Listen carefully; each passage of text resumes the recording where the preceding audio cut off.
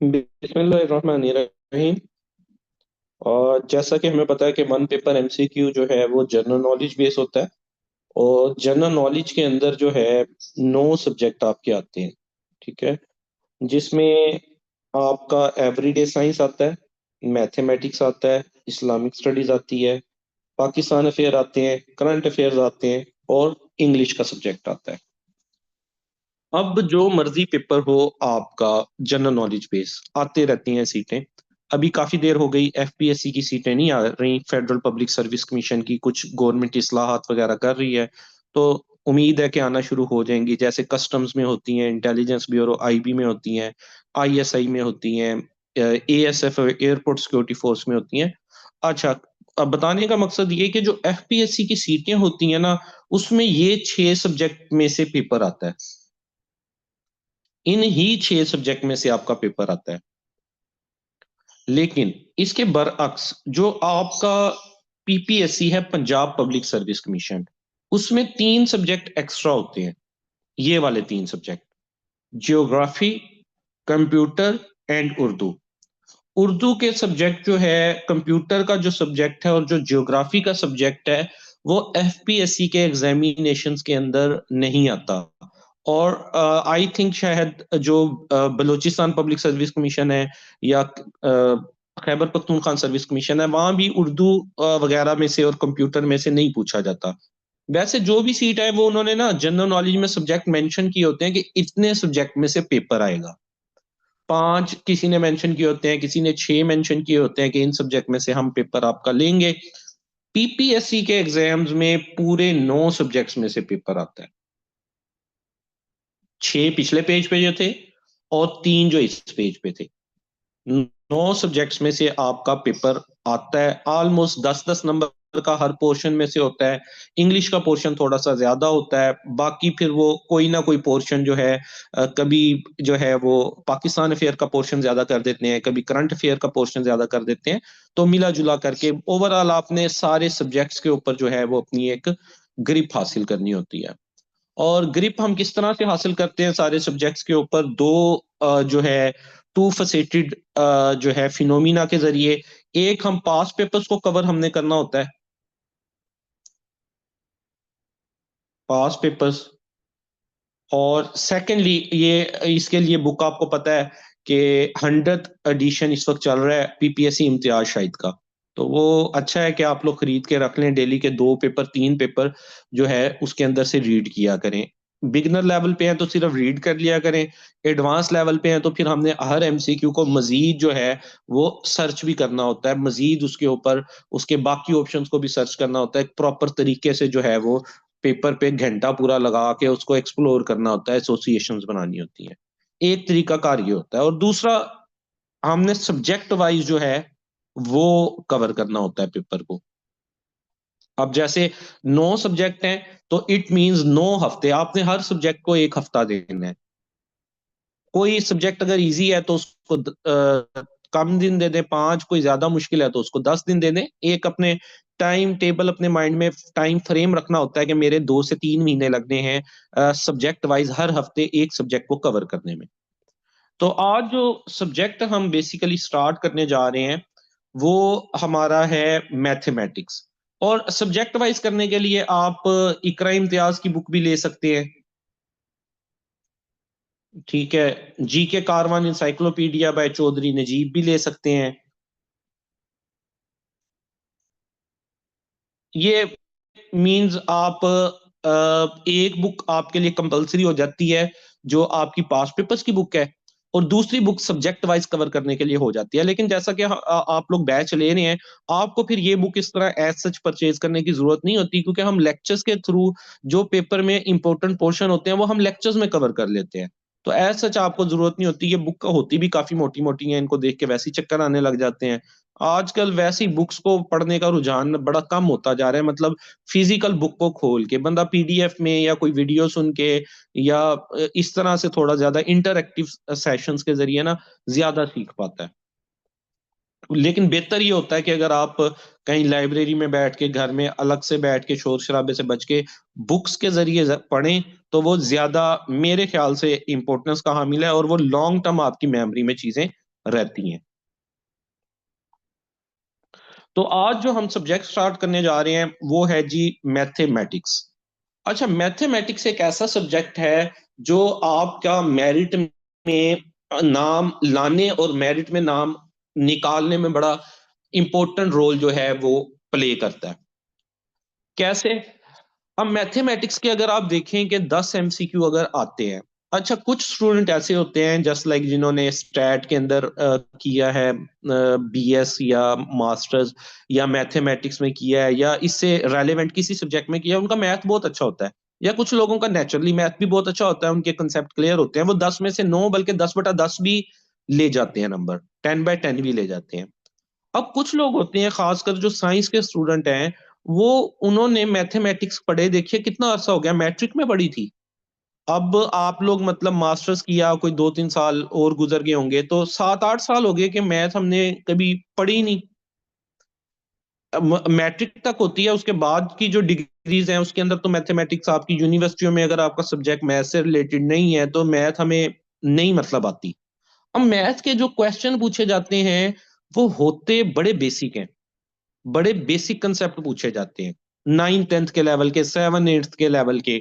मतलब एवरेज कैसे निकालनी है, परसेंटेज कैसे निकालनी है, कंपाउंड इंटरेस्ट कैसे निकालना है, कुछ ज्योमेट्री के टर्म्स हो जाते हैं, कुछ जो है वो आपसे प्रोपोर्शन निकालना, जैसे कुछ मजदूर काम कर रहे हैं इतने दिन में, अब वो काम कितने दिन में करेंगे, तो बड़े जो है ना आसान किस्म के क्वेश्चन होते हैं, कोई कोई एक दो क्वेश्चन ही होते हैं जो बहुत ज्यादा मुश्किल होते हैं।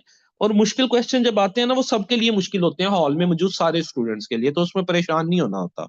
बाकी ओवरऑल जो है वो नॉर्मल किस्म के ही क्वेश्चन होते हैं जो पेपर के अंदर आपके आते हैं। तो इसकी आप सिर्फ मतलब हमारा अब ये जैसे वीक चलेगा, इसके अंदर हम मैथमेटिक्स के लेक्चर स्टार्ट करेंगे।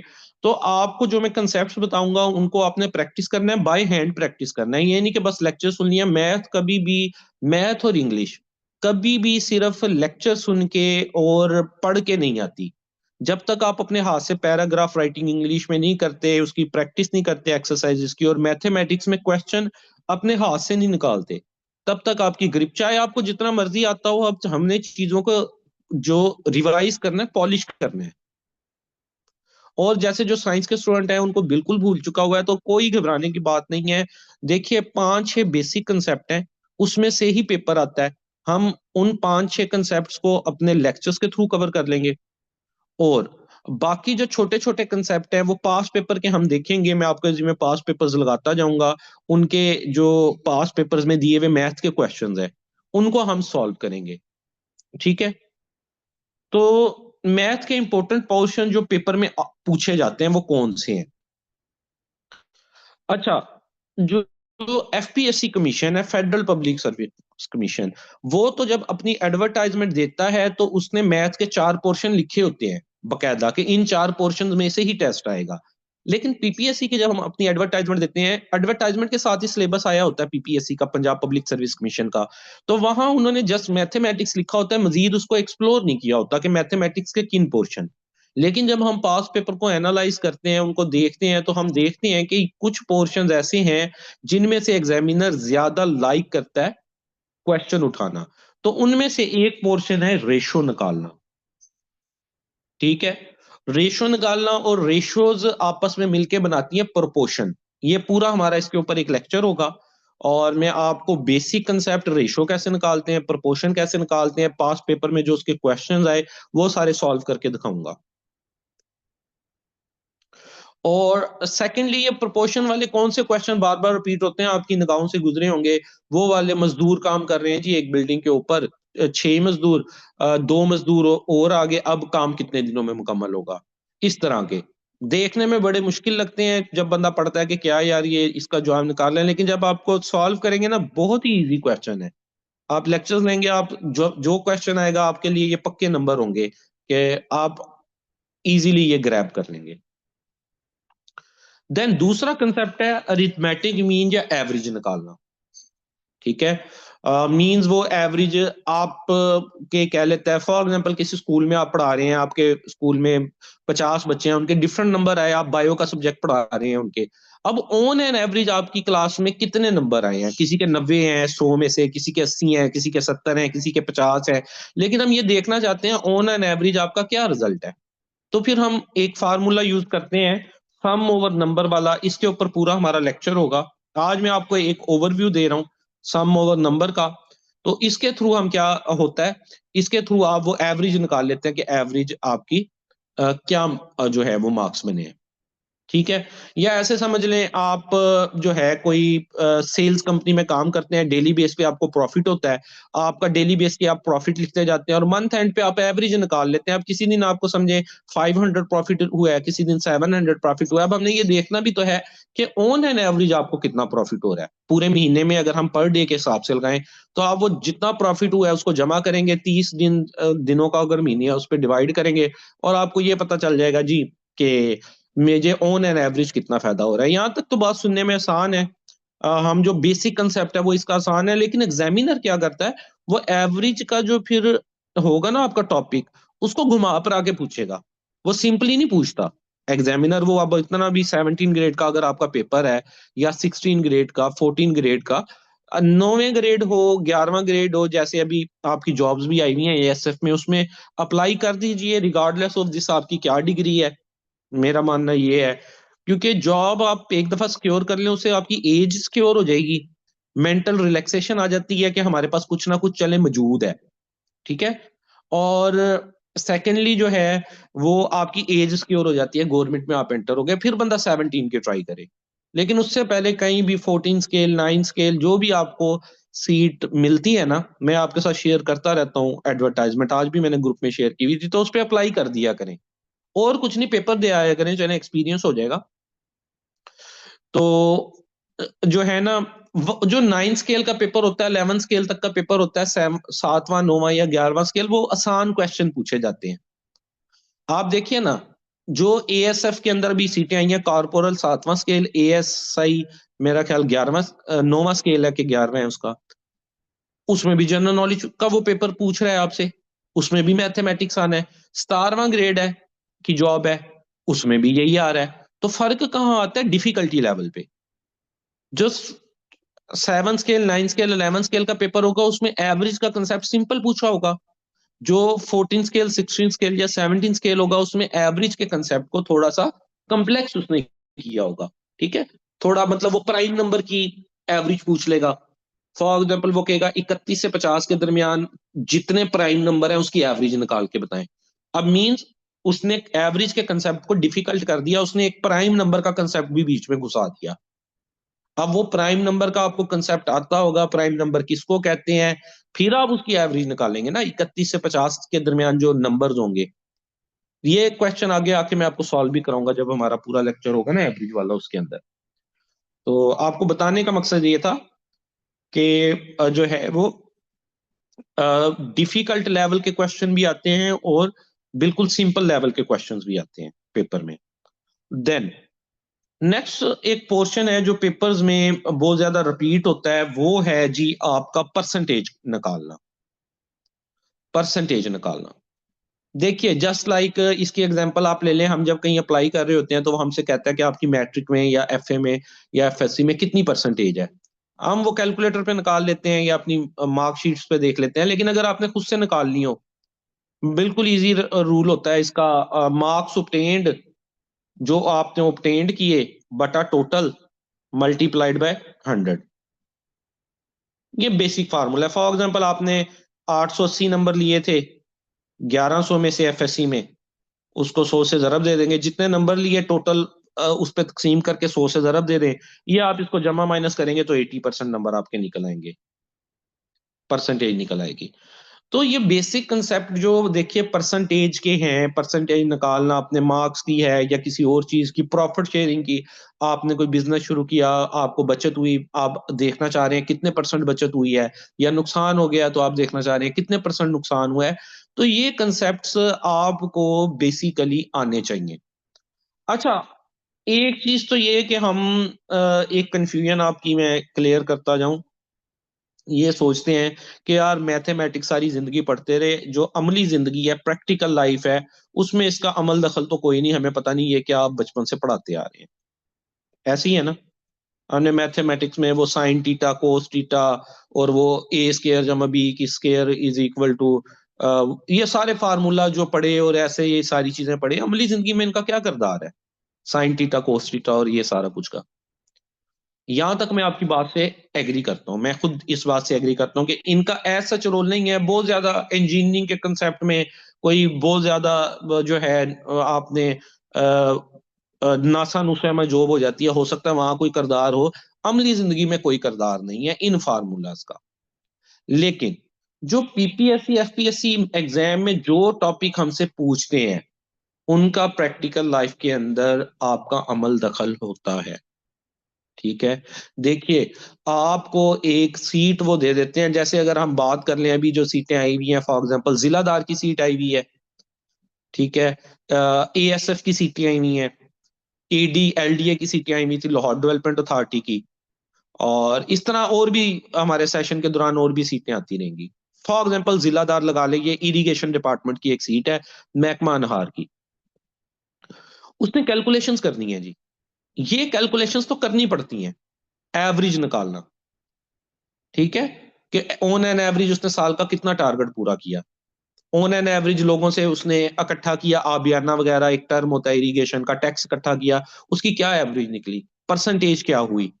ठीक है। तो ये चीजें जो ये वाले कंसेप्ट हैं, परसेंटेज निकालना, रेशो निकालना, एवरेज निकालना, जो हमारे पीपीएससी के पेपर्स में पूछी जाती हैं, ये अमली जिंदगी में भी इनका कहीं ना कहीं किरदार है। वैसे अब तो हमारे पास वो आ गए हैं, कैलकुलेटर्स हैं, लैपटॉप्स हैं, वहां से फौरन हम फार्मूला बनाते हैं, लेकिन बेसिक आपको चीजों का पता होना चाहिए।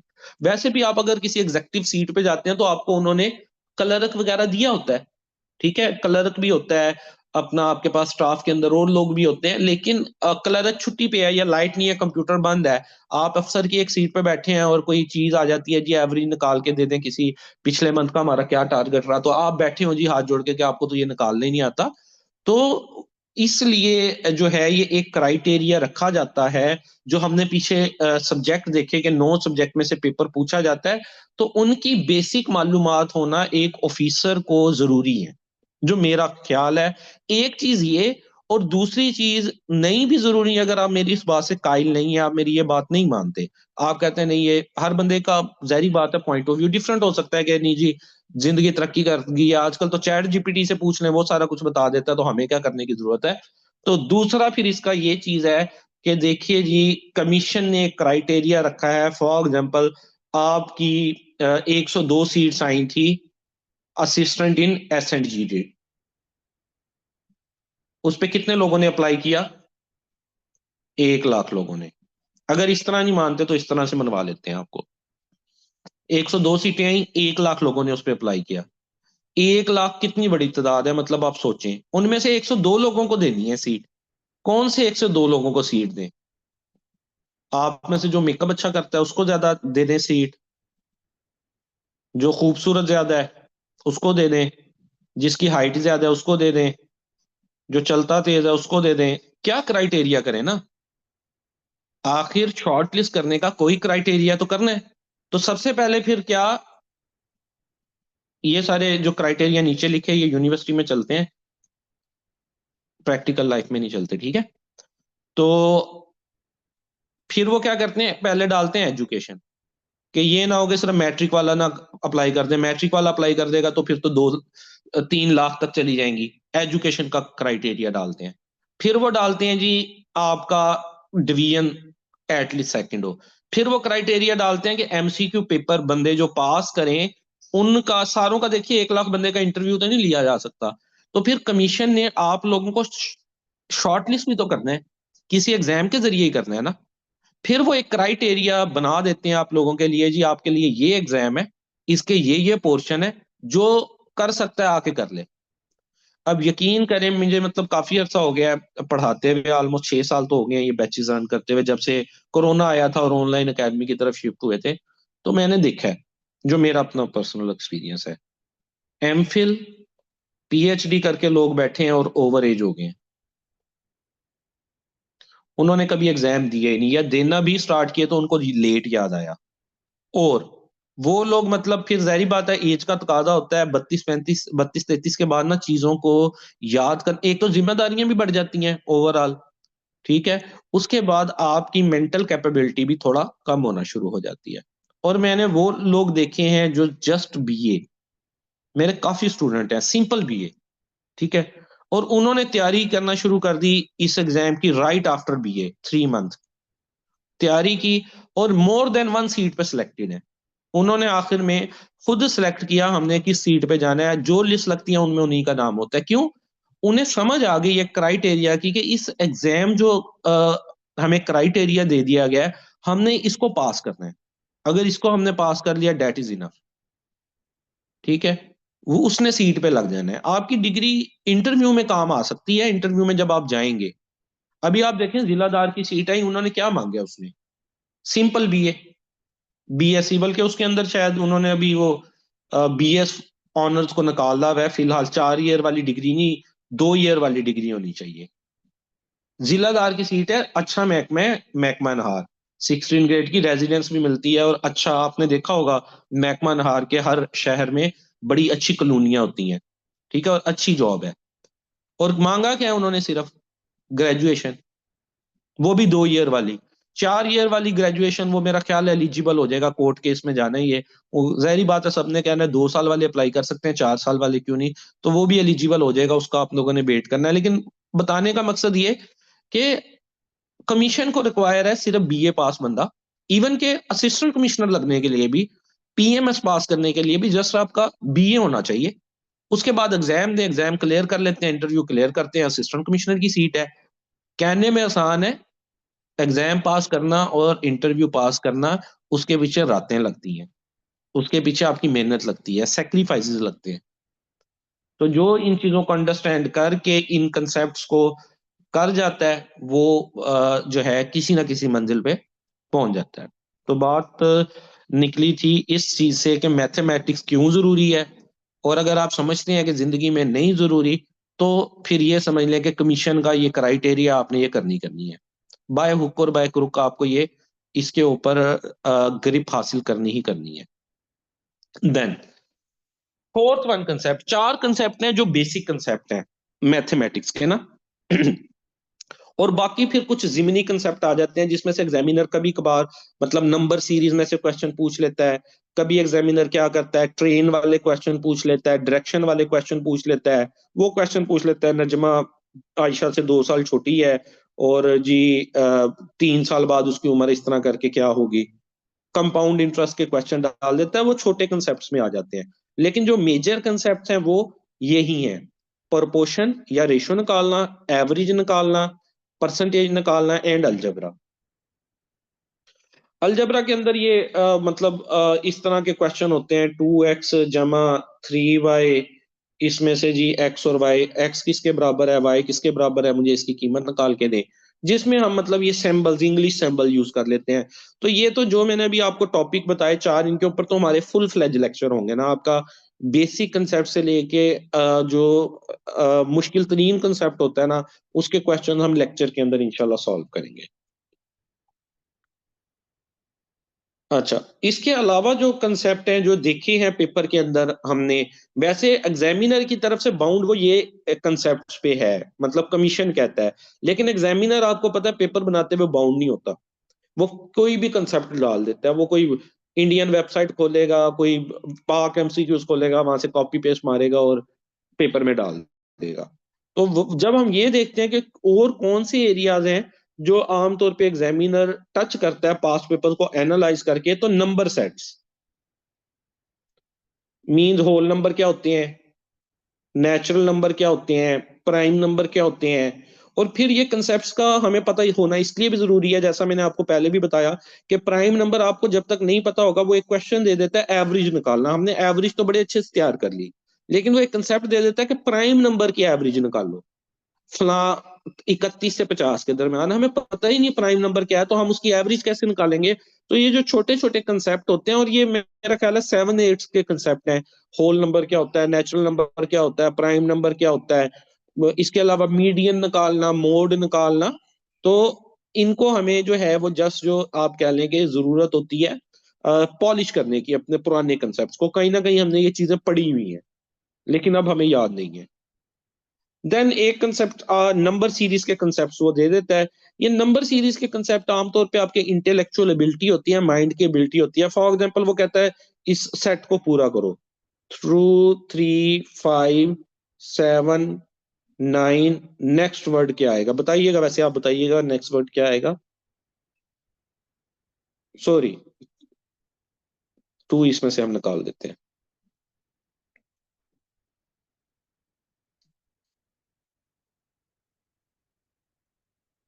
11 आएगा। ये नंबर सीरीज है। ये जो नंबर चल रहे हैं ये कौन से नंबर चल रहे हैं? ये ओड नंबर चल रहे हैं, ताकदाद, जो 2 पे डिवाइड नहीं होते। 3 5 7 9, उसके बाद 11 आएगा। अच्छा, इसी को अगर मैं आपको इस तरह से कर दूं, आप मुझे जरा बताइएगा। 2 3 5 7। अब मुझे बताइएगा, ये नंबर सीरीज के क्वेश्चन होते हैं, किसी भी सीक्वेंस में हो सकते हैं। हमने इनको जज करना होता है कि ये बेसिकली जो है वो एग्जामिनर से हमसे क्या पूछा है। Very good. 11 आएगा। ये बेसिकली प्राइम नंबर ऐसे नंबर होते हैं जो अपने अलावा किसी और नंबर पे डिवाइड नहीं होते। 2 3 5 7, अगर हम 9 देखें तो 9 3 पे डिवाइड हो जाता है, तो इधर 9 नहीं आना था, 11 ही इसका आंसर है। ये प्राइम नंबर का एक सेट है। ठीक है। इसके अलावा और मैं आपको एक एग्जांपल दे देता हूँ, आप मुझे वो करके दिखा दें। 4 9 14 19, यहाँ पे क्या आएगा जी?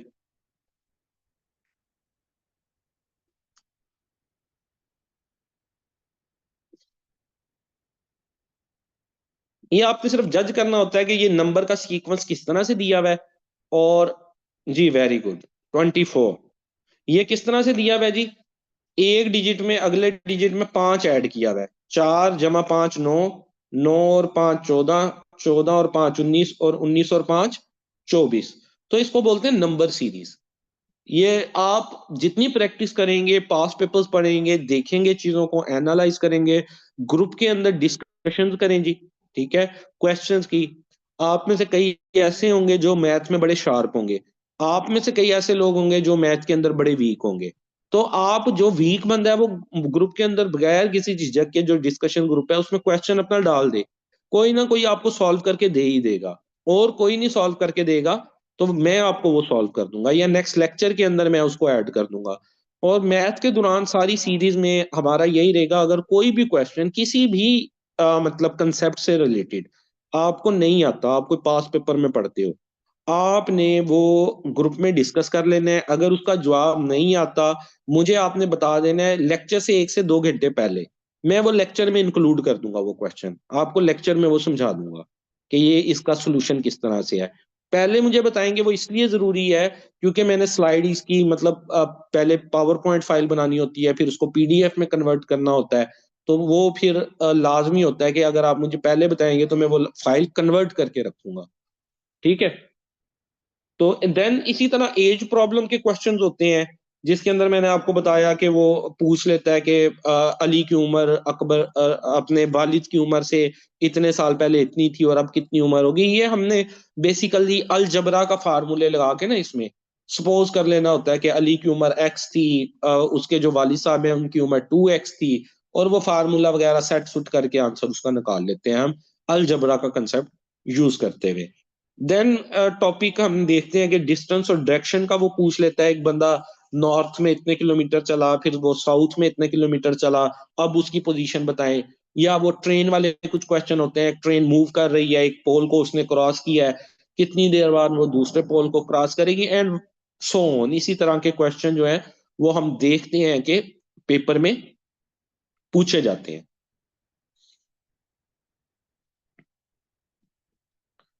तो ये मैंने आपको जो है ना एक बेसिक कंसेप्ट दे दिया मैथमेटिक्स का, कि जो एग्जामिनर है उसकी क्या अप्रोच होती है, वो किन एरियाज को जो है फोकस करता है पेपर के अंदर।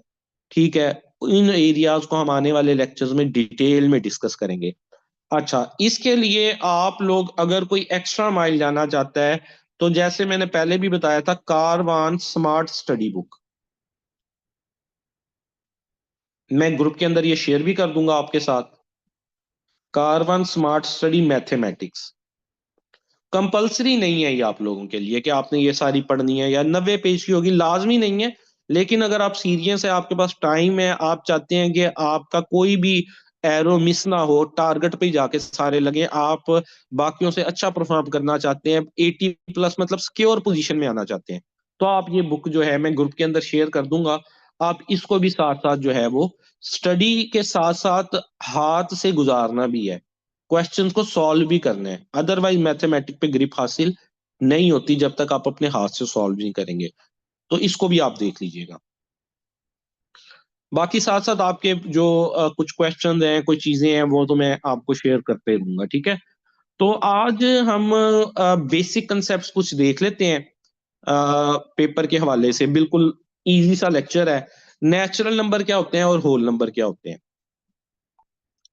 नेचुरल नंबर जी, जो हम काउंटिंग करते हैं ना, 1 2 3 4, इनको नेचुरल नंबर कहते हैं। नेचुरल नंबर के जो सेट है उसको एन से हम डोनेट करते हैं, n is equal to 1 2 3 4 and so on, इसको नेचुरल नंबर कहते हैं, ठीक है। ये देखिए, जहां तक नंबर सीरीज एंड नहीं होती, एक से शुरू होना है नेचुरल नंबर।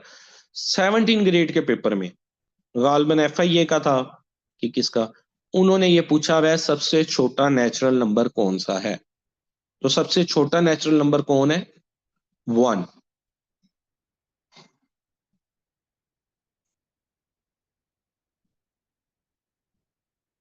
इसके बाद आ जाता है जी whole number. Natural number including zero are called whole number. Means हम जो नेचुरल नंबर का जीरो की इजाद बाद में हुई, जो हम 1 2 3 4 से शुरू करते थे, और जीरो की इजाद जो है वो अल ख्वारिज़मी हमारे एक साइंटिस्ट हैं मुस्लिम, उनके जिम्मे जाती है। लेकिन आप अगर वेबसाइट वगैरह पे सर्च करेंगे गूगल पे, तो वो अपने अशोका वगैरह और पुराने हिंदू लोग जो है ना, वो उनका देते हैं हवाला कि शून्य के नाम से उन्होंने इजाद किया था। लेकिन अगर पेपर में क्वेश्चन का आता है बीइंग ए मुस्लिम, तो हमने अल ख्वारिज़मी पे लगाना है कि जीरो जो है अल ख्वारिज़मी ने इजाद किया। अच्छा, जब जीरो इजाद हो गया, तो इस सेट में जो नेचुरल नंबर का सेट था 1 2 3 4, उसमें जीरो भी ऐड हो गया, 0 1 2 3। तो इस सेट को होल नंबर कहने लगे। होल मैंने तमाम, मतलब अब मुकम्मल हो गया सेट जीरो के लगने के बाद। तो ये भी 17 ग्रेड के पेपर में क्वेश्चन आया हुआ है। मैं भी आपको स्क्रीनशॉट भी दिखाता हूँ पेपर्स के। सबसे छोटा होल नंबर क्या है, तो सबसे छोटा होल नंबर जीरो है। सबसे छोटा सबसे छोटा नेचुरल नंबर 1 है। और होल नंबर डब्ल्यू से स्टार्ट होता है, तो इसको डिनोट किससे करते हैं हम, डब्ल्यू से। डब्ल्यू इज इक्वल टू ये 0 1 2 3 4, ये सारा मतलब नेचुरल नंबर में जीरो को ऐड कर दें तो नया एक सेट बन जाता है जिसको हम होल नंबर बोलते हैं।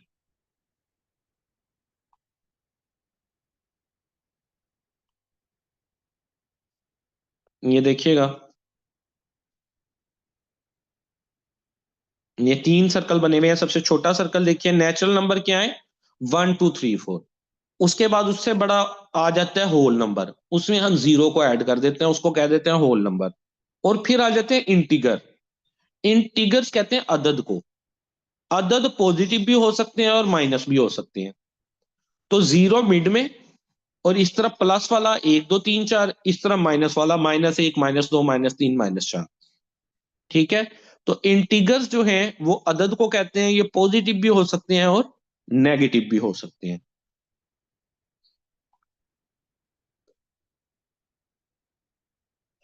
ये IB का पेपर है, ADIB असिस्टेंट डायरेक्टर 2014 का। इसमें उसने देखे पूछा हुआ स्मॉलेस्ट नेचुरल नंबर कौन सा है। अब कितना आसान क्वेश्चन है, लेकिन बात वही है कि आने, किसी चीज को समझने और ना समझने का कंसेप्ट, आने और ना आने का कंसेप्ट। आपने एक दफा पढ़ा हो तो आपको आता है, आपने नहीं पढ़ा हुआ तो आप वहां कंफ्यूज ही होंगे कि कौन सा नंबर है। इसी तरह स्मॉलेस्ट होल नंबर भी पेपर में एक में पूछा हुआ है, आगे आएगा स्क्रीनशॉट, AD लेवल का, ठीक है।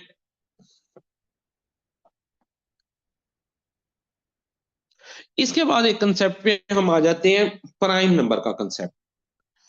प्राइम नंबर ऐसे नंबर होते हैं, वैसे डेफिनेशन ये है कि ऐसा सेट, जो ऐसा नंबर जो अपने अलावा और एक के अलावा किसी और पे डिवाइड ना हो, लेकिन एक को हम साइड पे कर देते हैं, हमें इतनी कंफ्यूजन में जाने की जरूरत नहीं। हम इसकी सिंपल डेफिनेशन की तरफ आते हैं। ऐसा नंबर जो अपने अलावा किसी और नंबर पे पूरा पूरा डिवाइड नहीं होगा, उसको प्राइम नंबर बोलेंगे।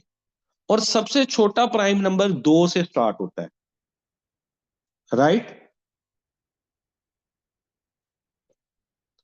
सबसे छोटा नेचुरल नंबर क्या है? 1। सबसे छोटा होल नंबर क्या है? 0। सबसे छोटा प्राइम नंबर क्या है? 2। ये 3 एमसीक्यू हैं जो पेपर में आते होते हैं। अच्छा, प्राइम नंबर शुरू 2 से होता है, और प्राइम नंबर ऐसे नंबर को कहेंगे जो अपने अलावा किसी और नंबर पे डिवाइड नहीं होगा। जैसे देखें, हम 2 से शुरू करते हैं, 2 2 पे डिवाइड होता है, आंसर क्या आता है? 1। डिवाइड हुआ पूरा पूरा। 2 के बाद आ जाए 3 पे, 3 किसी और पे डिवाइड होता है, 2 पे डिवाइड नहीं होता, 3 पे ही डिवाइड होता है पूरा पूरा। 3 भी एक नेचुरल नंबर है। उसके बाद आ जाए आप 4 पे। 4 अपने अलावा किसी पे डिवाइड होता है? हाँ जी, ये 2 पे डिवाइड हो जाता है पूरा पूरा। 2 को डिवाइड करें 4 पे तो 2, इसका मतलब 4 प्राइम नंबर नहीं है। उसके बाद आ जाए आप 5 पे।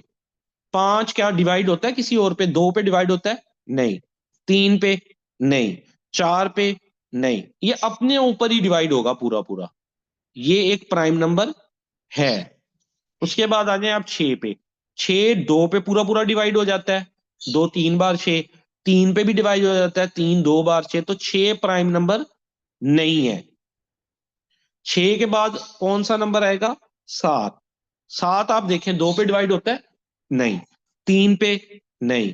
4 पे? नहीं। 5 पे? नहीं। 6 पे? नहीं।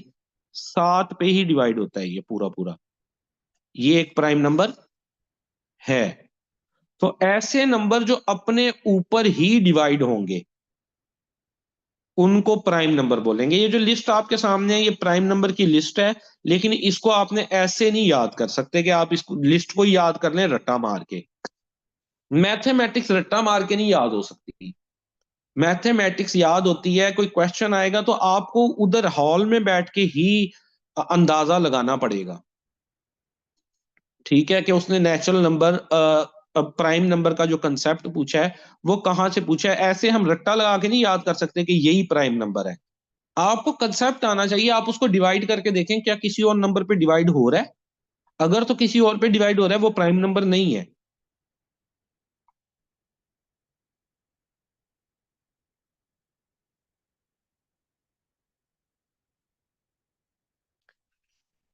ये देखिए, एडीआईबी 2014 का पेपर है। दोनों एमसीक्यू इकट्ठे साथ साथ आए हुए हैं। स्मॉलेस्ट नेचुरल नंबर 1 है।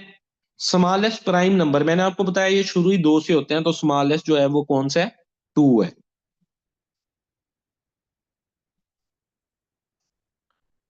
चलें जी, कुछ प्रैक्टिस करते हैं इसकी। मुझे आप इनमें से प्राइम नंबर का सेट निकाल के बताएं कौन सा है।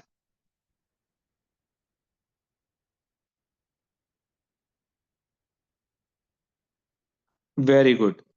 ये जो ऑप्शन सी है, ये प्राइम नंबर का सेट है। क्यों? क्योंकि इनमें से कोई भी डिजिट किसी और पे डिवाइड नहीं होता। इसमें 4 है, 4 2 पे पूरा पूरा डिवाइड होता है, इसलिए ये प्राइम नंबर का सेट नहीं है। इसमें भी 4 है, 6 है, 8 है, ये भी प्राइम नंबर का सेट नहीं है। तो इधर प्राइम नंबर का जो सेट है वो यही वाला है, 2 3 5 7।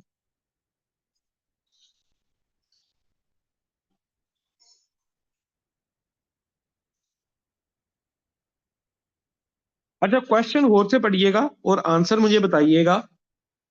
Which one of the following is not a prime number? नीचे दिए गए हुए में से कौन सा प्राइम नंबर नहीं है?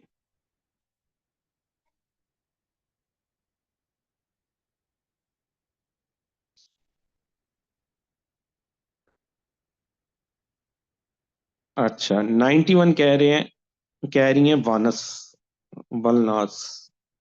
और कोई? Which of the following is not a prime number? Monim ने भी कहा 91। और कोई जी? और बाकी लोग कोई चूज तो कर लें। हाँ, नुजतुलैन ने कहा 71। अच्छा, और कोई? एक ऑप्शन ही सिलेक्ट करना है ना, कोई भी कर लें रैंडम। 91। चलें ठीक है। इसका राइट आंसर 91 है जी। कैसे? 31 किसी पे भी डिवाइड नहीं होता। दो पे, तीन पे, चार पे, पांच पे, छह, सात, आठ, नौ, 10, 11 अनटिल 31। ये सिर्फ 31 पे ही डिवाइड होगा। तो इसका मतलब 31 जो है वो एक प्राइम नंबर है। हमें चाहिए जो इनमें से प्राइम नंबर नहीं है। 61 पे आ जाए। 61 भी किसी पे डिवाइड नहीं होता। अनटिल 60 किसी पे डिवाइड नहीं होता। ये भी एक प्राइम नंबर है। 71 भी एक प्राइम नंबर है। 71 भी किसी पे डिवाइड नहीं होता, ना दो पे, ना तीन पे, ना चार पे, पांच पे, छह, सात, किसी पे डिवाइड नहीं होता। 91 डिवाइड होता है, क्योंकि ये अपने से छोटे पे डिवाइड हो जाता है। इसलिए ये एक प्राइम नंबर नहीं है। अब ये किस पे डिवाइड होता है? ये 7 पे डिवाइड होता है जी।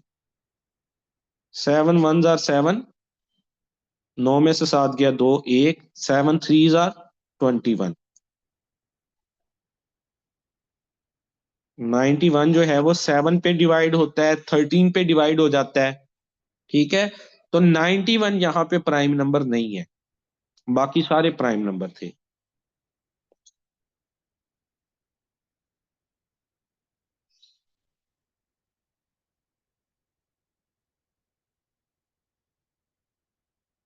देन एक नेक्स्ट कंसेप्ट के ऊपर हम आते हैं, मोड। मोड का एक कंसेप्ट है, बिल्कुल इजी कंसेप्ट है, बच्चों वाला कंसेप्ट है।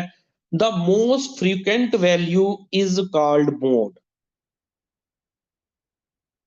एक डिजिट्स का अगर आपको सेट दिया जाएगा ना, तो उन सेट में वो पांच पे हो, डिजिट्स पे हो, छह डिजिट्स पे हो, जितने मर्जी पे हो, इससे हमें सरोकार नहीं।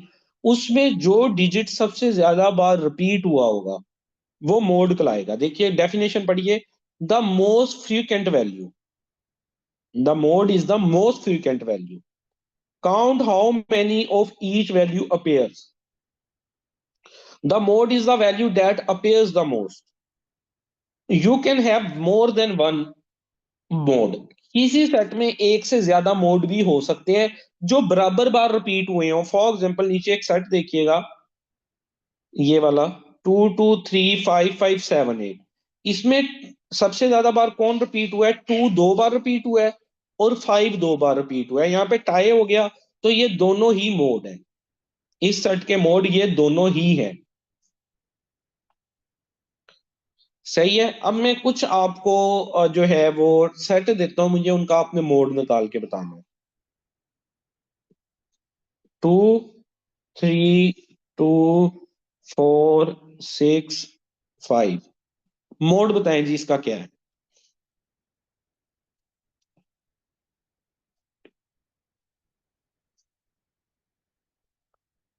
जी राइट, इसका मोड टू है, क्योंकि टू इसमें दो बार रिपीट है और कोई डिजिट रिपीट है ही नहीं। सबसे मोस्ट फ्रीक्वेंट वैल्यू यहाँ पे टू है। तो इस सेट का मोड टू है। चले, एक और सेट आपको देता हूं। 3 3 5 6 5 7 5 8। इसका जी मुझे मोड निकाल के बताएं। हाँ जी, वेरी गुड। इसका मोड है 5। क्यों? 5 तीन बार रिपीट है। एक, दो, तीन। सबसे ज्यादा बार कौन रिपीट है? 5। तो इसका मोड 5 है। इसी सेट को हम थोड़ा सा मॉडिफाई कर लेते हैं। 9 3। अब इसका मोड बताइएगा।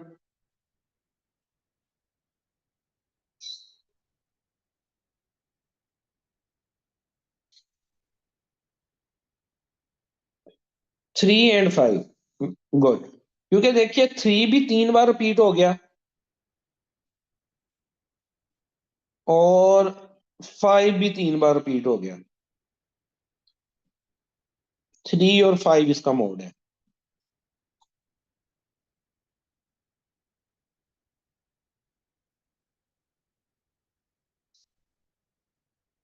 इसके बाद नेक्स्ट कंसेप्ट की तरफ आ जाए, मीडियन। मीडियन कहते हैं दरमियान वाली वैल्यू को। मीडियन का मतलब मिड, मिड वैल्यू। एक जो सेट दिया हुआ है उसमें जो डिजिट दरमियान में होगा उसको मीडियन बोलेंगे। लेकिन इसके लिए एक शर्त है, मीडियन निकालने के लिए। जो डिजिट का सेट दिया हो आपने उसको पहले जो है असेंडिंग या डिसेंडिंग ऑर्डर में सेट जरूर करना है। ये नहीं करना कि सेट, जैसे मोड निकालते हुए तो हमें जरूरत नहीं होती कि उनको तरतीब दें। इसमें हमें जरूरत होती है छोटे से बड़े की तरफ ही, आप सिर्फ एक ही याद रख लें, छोटे से बड़े की तरफ असेंडिंग ऑर्डर में आपने तरतीब देना है। फॉर एग्जाम्पल एक सेट यूं दिया हुआ है ना, 3 2 5 6 1, तो आपने सबसे पहले इस वर्ड्स को तरतीब देना है। सबसे छोटा इनमें क्या है, 1, फिर क्या है 2, फिर क्या है 3, फिर क्या है 5, फिर क्या है 6। एक दफा गिन लें, ऊपर जितने डिजिट दिए हुए हमने नीचे वही लिखे हैं ना, कोई ज्यादा तो नहीं कर दिए। ऊपर भी 5 है, नीचे भी 5 है। अब आपने इसकी मिड के अंदर देखना है मिडिल में कौन सा है। मिडिल में इसके 3 है। ये देखें, 2 डिजिट इधर दिए हुए हैं, 2 डिजिट दिए हुए हैं इधर। मिड में क्या है, 3। तो इस सेट का मीडियन क्या निकलेगा, 3 निकलेगा। सिमिलरली आप देखें, ये एक सेट दिया हुआ है यहाँ पे एग्जांपल के तौर पे, उसमें ऑलरेडी ही डिजिट जो हैं वो अपनी तरतीब से है, आगे पीछे नहीं है, एक तरतीब से है, 5 8 10 11 13। तो इसका हमने मीडियन निकालना है, तो हम क्या करेंगे, मिडल वैल्यू। मिड में कौन है, 10, 10। 2 डिजिट इधर है, 2 डिजिट इधर है। 10 जो है वो दरमियान में है, तो 10 इसका क्या है, मीडियन है।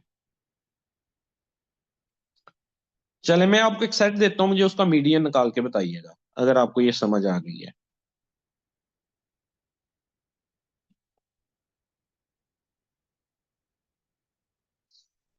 जी, ये सेट है 2 4 3 5। ओ सॉरी, एक और भी कर लेते हैं इसमें, 6। इसका मीडियन निकाल के बताइएगा जी।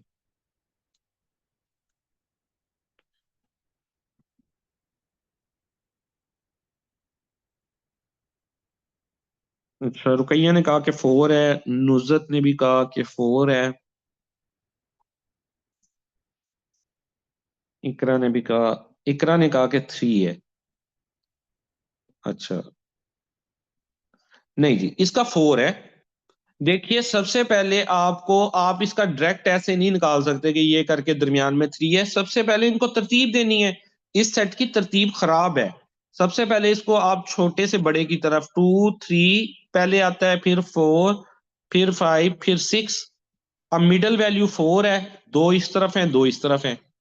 तो इस सेट का मीडियन 4 निकलता है, ना कि 3।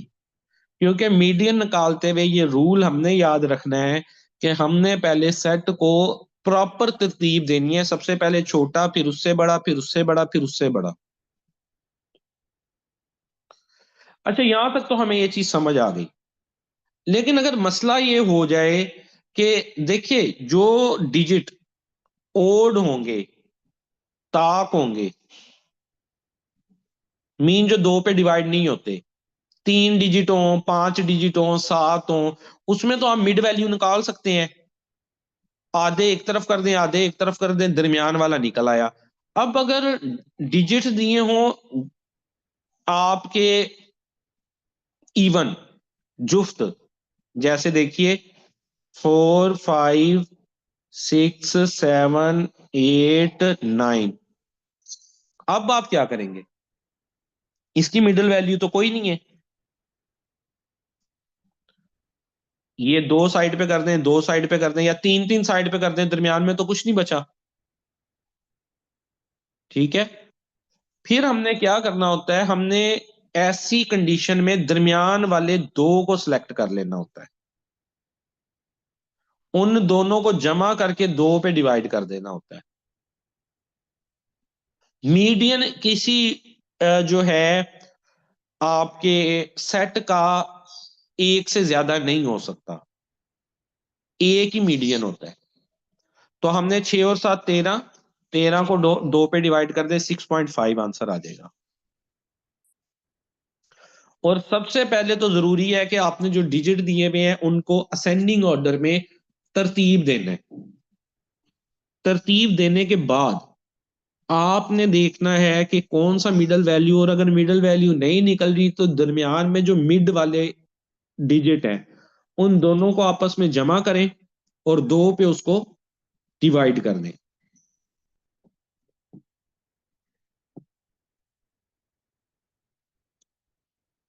ये देखिए, हाउ टू फाइंड मीडियन। जब दो मिडल नंबर आ जाएं तो आपने क्या करना है, उन दोनों को जमा करना है और दो पे डिवाइड कर देना है। अब ये प्रैक्टिस क्वेश्चन है। अभी मैंने आपको मोड का कंसेप्ट बताया और मीडियन का। पहले हम करते हैं मोड, निकाल लेते हैं। दो क्वेश्चन है, पहले हम मोड निकालते हैं। पहले सेट का मोड निकालें जी। सेट नंबर 1 का मोड क्या है? राइट। सेट नंबर 1 का मोड जो है वो 3 निकलता है, क्योंकि 3 जो है वो दो बार रिपीट है और कोई भी डिजिट रिपीट नहीं है। और मोड निकालते वक्त हमें डिजिट्स को असेंडिंग ऑर्डर में तरतीब देने की भी कोई जरूरत नहीं है। हमें कोई जरूरत नहीं है, आपने भाई ये देखना है मोस्ट वीकेंट वैल्यू कौन सी है। सेट नंबर 2, इसका मोड क्या होगा?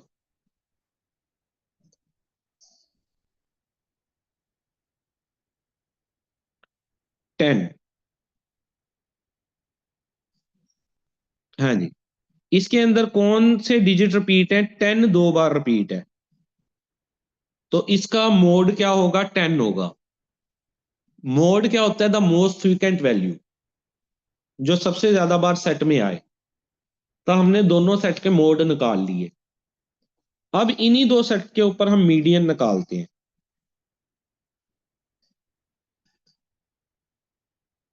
पहले सेट नंबर 1 का मीडियन निकालें।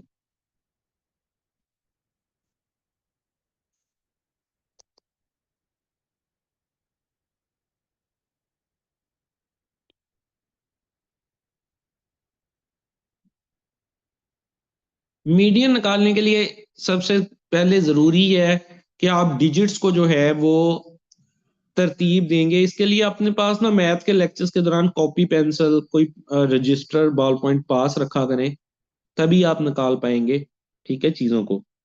तो सबसे पहले तो आप इसको तरतीब दे लें। 1 2 3, फिर 3, फिर 4, फिर 5, फिर 7, फिर 7, फिर 8। इतनी डिजिट हैं, गिन लें। 1 2 3 4 5 6 7 8 9।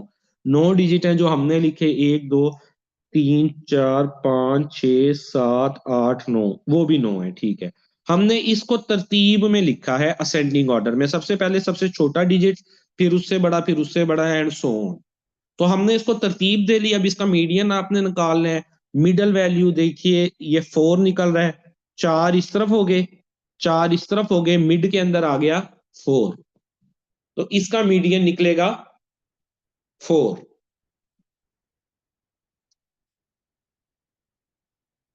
सेकंड सेट की तरफ आ जाएं जी। इसका मीडियन निकालें। सबसे पहले इसको तरतीब दें। सबसे छोटा डिजिट लिखें, फिर उससे बड़ा लिखें। सबसे छोटा डिजिट आ गया 2, उसके बाद आ गया 10, फिर आ गया 10, फिर आ गया 12, फिर आ गया 20, फिर आ गया 22। गिन लें टोटल कितने हैं। 1 2 3 4 5 6, हमने भी 6 ही लिखे हैं। 1 2 3 4 5 6, हाँ जी, हमने भी 6 ही लिखे हैं। हमने सही तरतीब दी है। एक दफा क्रॉस चेक कर लें। अब इसका निकाल लें तो मिडल वैल्यू। आप जब आते हैं मिडल वैल्यू तो कोई निकलती नहीं। बराबर हैं दोनों तरफ, तो फिर क्या करना होता है, दरमियान वाले दो को सिलेक्ट कर लेना होता है। दरमियान वाले दो कौन है, ये दो। इन दो को साइड पे कर दें, इन दो को साइड पे कर दें। अब यहाँ पे टाई पड़ गया, तो जहां पे मीडियन में टाई पड़ जाए वहां क्या करना होता है, दोनों को जमा करके 10 जमा 12 दो पे डिवाइड कर दें, डिवाइडेड बाई 2। 10 जमा 12 22, 22 को दो पे डिवाइड किया तो 11। इसका मीडियन 11 है। आप में से दो स्टूडेंट ही हैं जो रिस्पॉन्स दे रहे हैं, बाकियों को या मैथ बिल्कुल नहीं आता या वैसे सर्दी लग रही है, कॉपी पेंसिल नहीं हाथ में, रजाई में घुसे हुए हैं। चले, जो भी है इसकी प्रैक्टिस आपने मतलब करनी है, और इनको जो है ना खुद बताते खुद सॉल्व करना है चीजों को, अगर आपको आता नहीं है। और अगर आपको सर्दी लग रही है तो उसका फिर कोई हल नहीं है।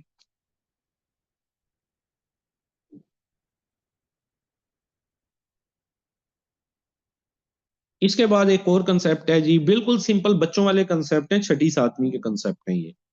रेंज निकालना। रेंज क्या होता है, range is the difference between the greatest and the smallest value. Range कहते हैं जी, एक सेट दिया हुआ है आपके पास नंबर का, आपने देख लेना है उसमें सबसे बड़ा डिजिट कौन सा है और सबसे छोटा डिजिट कौन सा है, उन दोनों को माइनस कर देना है, आपकी रेंज निकल आएगी। Range is the difference between the greatest and smallest value. जैसे एक सेट है 1 से लेके 100 तक, इसी को ही हम एग्जांपल ले लेते हैं। इसमें ग्रेटेस्ट वैल्यू क्या होगी, 100। स्मॉलेस्ट वैल्यू क्या होगी, 1। इसकी रेंज निकल आएगी 99। जो भी सेट दिया हुआ है आपने उसमें से जो सबसे बड़ा डिजिट है वो लिख लेना है और सबसे छोटा डिजिट लिख लेना है। जैसे ये देखिए, ये एक सेट दिया हुआ है 14, 90, 20, 24, 25, 28।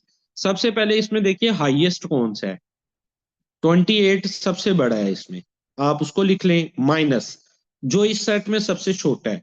सबसे छोटा कौन सा है इसमें, 14, लोएस्ट 14 है। 28 में से 14 निकालें तो रेंज इसकी निकल आएगी 14। 14 इसकी रेंज निकल आएगी। एक क्वेश्चन आपको देता हूं, मुझे वो उसकी रेंज निकाल के बताएं। 5, 6, 3, 7, 9, इसकी रेंज क्या है जी,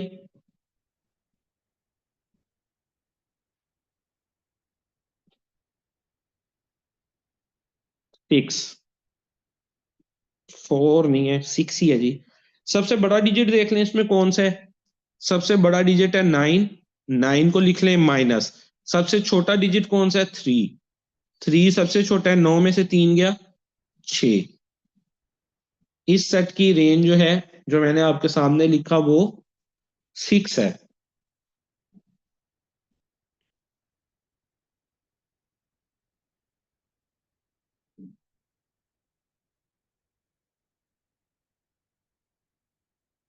ठीक है जी, तो ये छोटे छोटे कुछ कंसेप्ट थे जो हमने आज के लेक्चर में देख लिए, हमने ओवरव्यू देख लिया।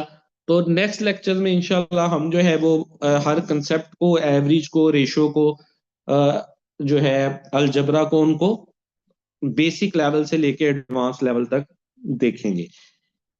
तो यहाँ तक किसी किस्म का कोई क्वेश्चन हो, आप लोगों का कोई कंफ्यूजन हो, तो आप लोग पूछ सकते हैं।